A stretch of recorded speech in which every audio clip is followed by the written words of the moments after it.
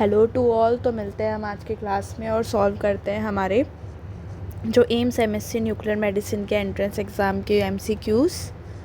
ठीक है, तो let's start with question number 1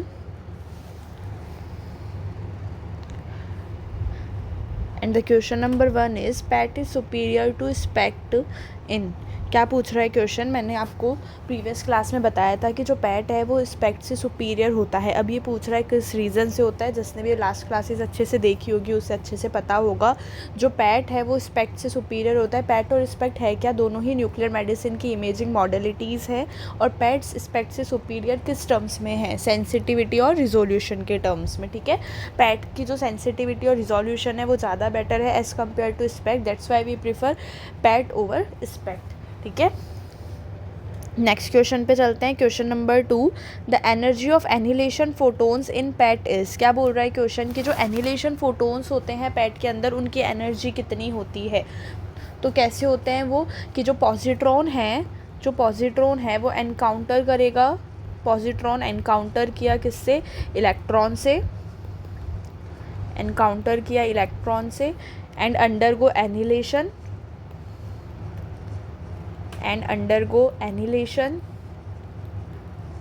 और क्या प्रोड्यूस करेगा? 2 photon energy and produce 2 photon energy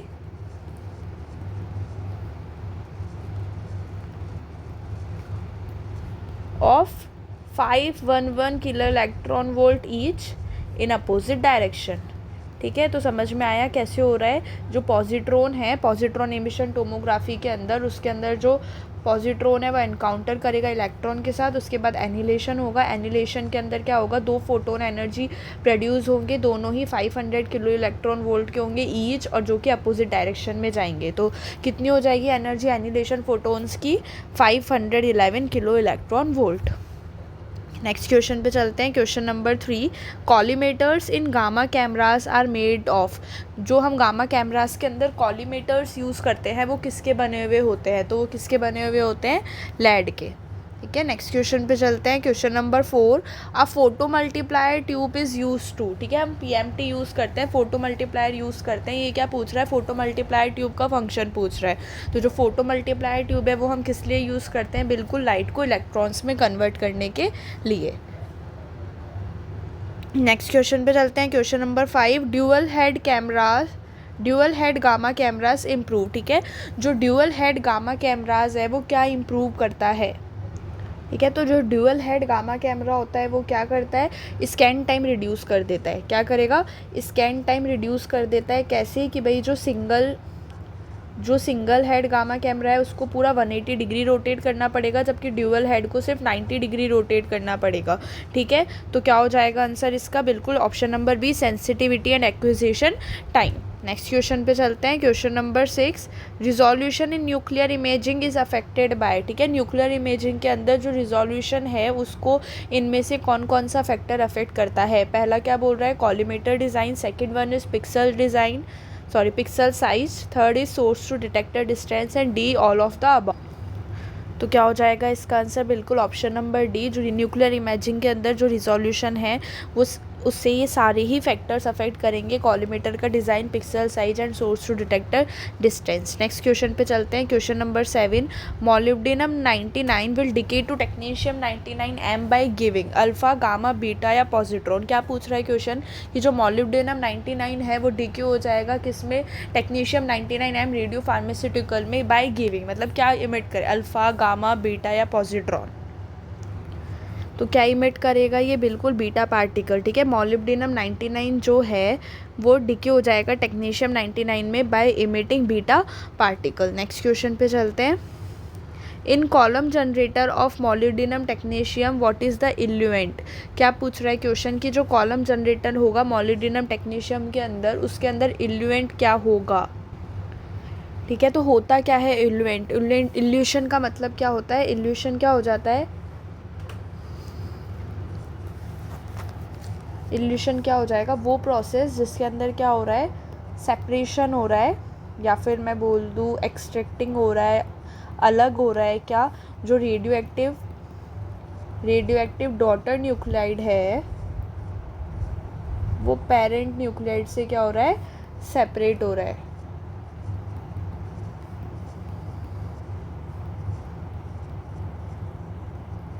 from parent nuclide.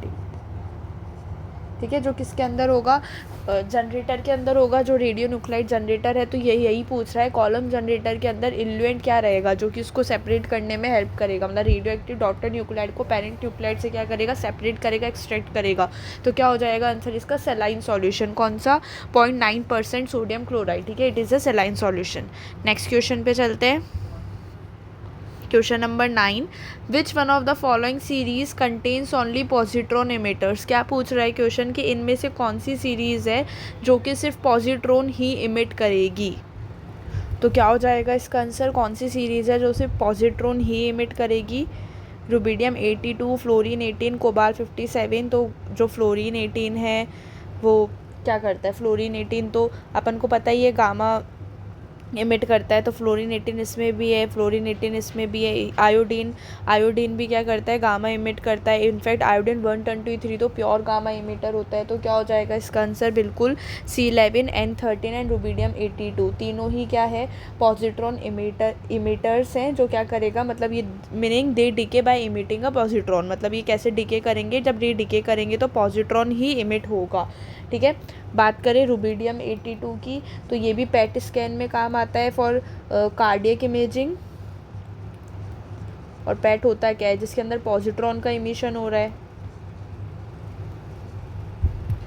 ठीक है, नेक्स्ट देख लेंगे N13, नाइट्रोजन 13, ये भी कॉमनली यूज पॉजिट्रॉन इमिटर ही है। जो क्या करेगा, ये स्टडी करता है ब्लड फ्लो और ऑक्सीजन मेटाबॉलिज्म की।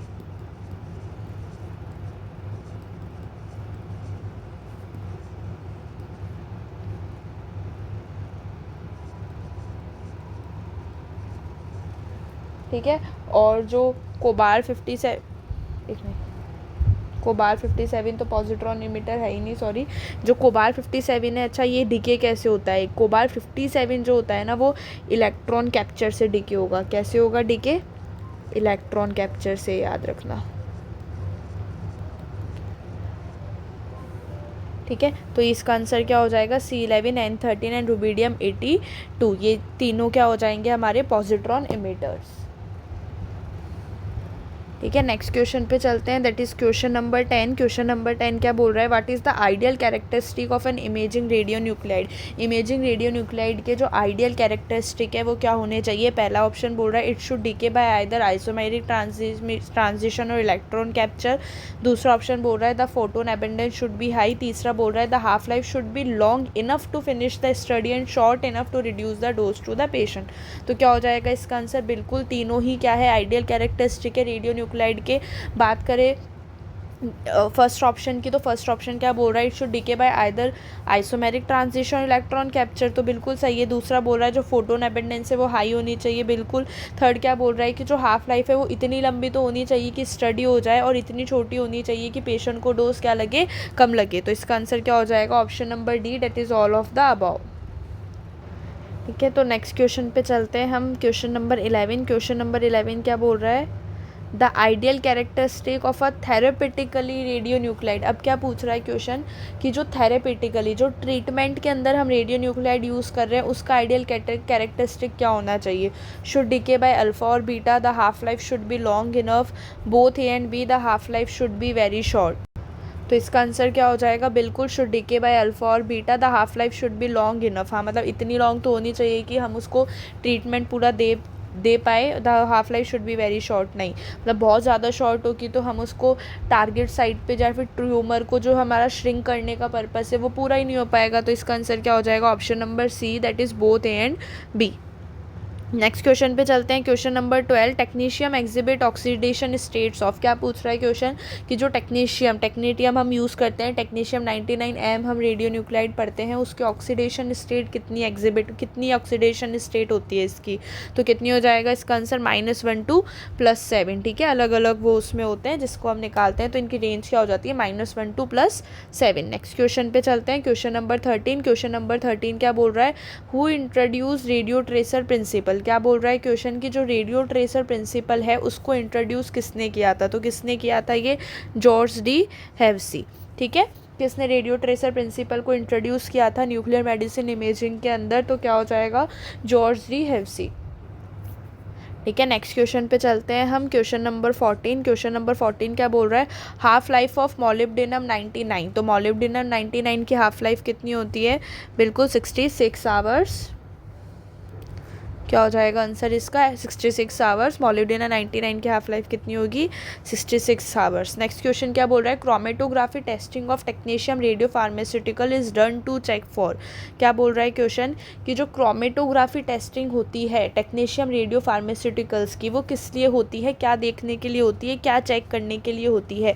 पहला ऑप्शन बोल रहा है एल्यूमिनियम कंटामिनेशन देखने के लिए, दूसरा बोल रहा है रेडियो न्यूक्लाइड की प्योरिटी देखने के लिए, तीसरा बोल रहा है मोलिब्डेनम का ब्रेक थ्रू देखने के लिए, या फिर रेडियो केमिकल प्योरिटी देखने के लिए। तो किस लिए करते हैं क्रोमेटोग्राफी, जिसके अंदर सेपरेशन की बात करते हैं? तो जो क्रोमेटोग्राफी टेस्टिंग है टेक्नीशियम रेडियो फार्मास्यूटिकल की, वो रेडियो केमिकल प्योरिटी चेक करने के लिए हम ये टेस्टिंग करते हैं। ठीक है, तो आज के 15 क्वेश्चंस भी हमने कर लिए हैं। आई होप आपको समझ आए हो। स्टिल अगर किसी भी क्वेश्चन में कोई भी डाउट हो तो let me know in the comment section. And video अच्छी लगी हो तो please like, comment, share and subscribe.